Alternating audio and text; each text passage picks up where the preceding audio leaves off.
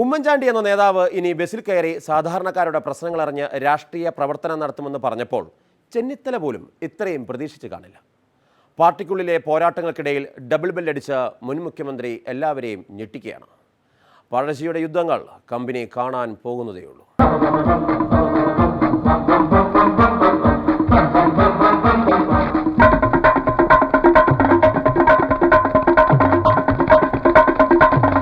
Train തന്നെ പോരാനായിട്ട് എല്ലാം plan ചെയ്തതാണ്.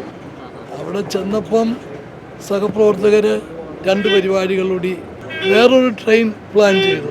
അതിനൊന്ന് പോരാവുന്നു. അപ്പോഴത്തേക്ക് ഇവർ എരിവിപുരത്ത് കടലാക്രമണം ഉണ്ടായി. അവിടെ തീരദേശ സംരക്ഷണ സമിതി ഒരു സമരം നടത്തുക, അവിടെ പോകണം എന്ന് നിർബന്ധിച്ചു. അപ്പം ഞാൻ ട്രെയിന് പോകണമെങ്കിൽ അവിടെ പോകാനൊക്കത്തില്ല. അപ്പോൾ ഇവർക്ക് വിഷമം. അപ്പം ഞാൻ എവിടെയും പോകാൻ തീരുമാനിച്ചു. അപ്പം പിന്നെ ട്രെയിൻ വളരെ ലേറ്റ് ആവും.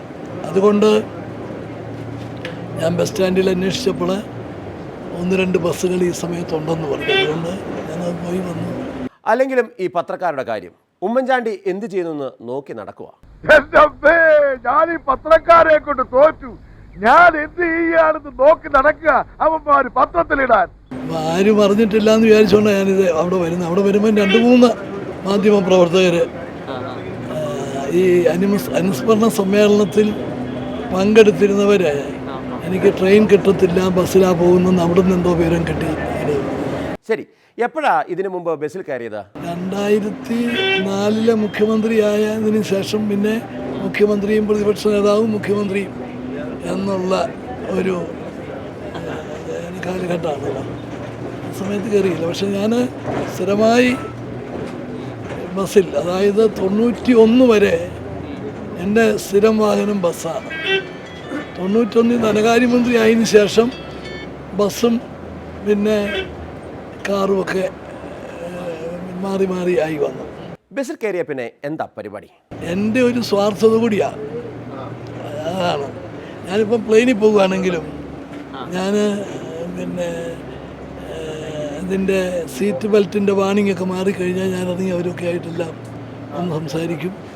അപ്പോൾ ഇപ്പോൾ ഒരു പുതിയ ട്രെൻഡ് വന്നിരിക്കുന്നത് സെൽഫി. അപ്പം പലർക്കും ഫോട്ടോ എടുക്കാൻ താല്പര്യം എടുക്കും. ഞാൻ ഒരു മടിയും കൂടാതെ അതിന് നിന്ന് കൊടുക്കും. അത് ശരി, ഇപ്പോൾ വലിയ ഉത്തരവാദിത്തങ്ങളൊന്നും ഇല്ലല്ലോ. അപ്പോൾ എന്താണ് ഹോബി?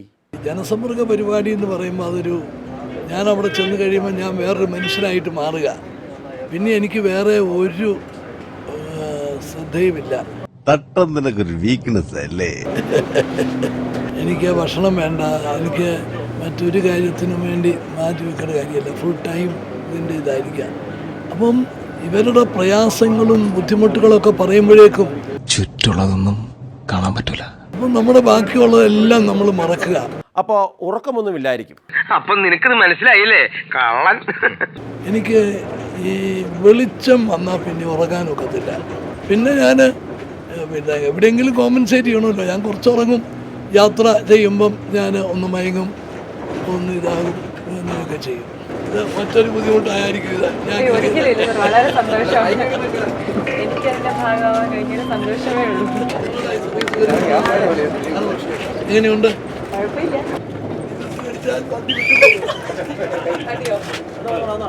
അപ്പൊ ഞാൻ പോയിക്കോട്ടെ. ഈ മര്യാദക്കാരന് പോകാനായി വഴി തരൂ, മാറൂ.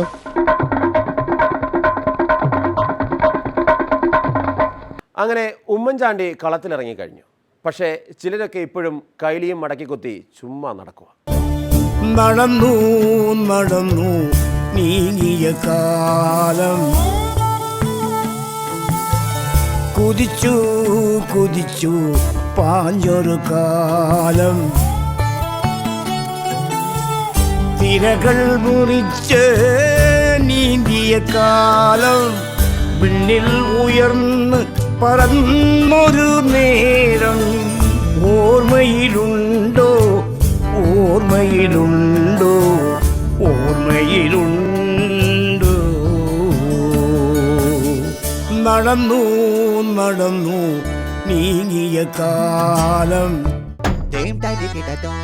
അപ്പോൾ ഇന്നത്തെ തരികിടകൾ കഴിയുന്നു. അടുത്തയാഴ്ച വീണ്ടും കാണാം. കാണും മുമ്പ് ഒരു കാര്യം ഒന്നുകൂടെ പറയാം. മുകളിലേക്ക് കയറാൻ ചവിട്ടിയ ഏണിപ്പടികൾ മുകളിലെത്തിക്കഴിഞ്ഞാൽ ഒറ്റയടിക്ക് വെട്ടിക്കളയുന്നവർക്ക് 2 ലക്ഷ്യങ്ങളുണ്ട്. 1, ഇനി ആരും ഇതുപോലെ കയറി വരരുത്. 2, ഈ ഏണി എനിക്കൊരു ഏണിയാകരുത്. അപ്പോൾ ശരി, നല്ല നമസ്കാരം.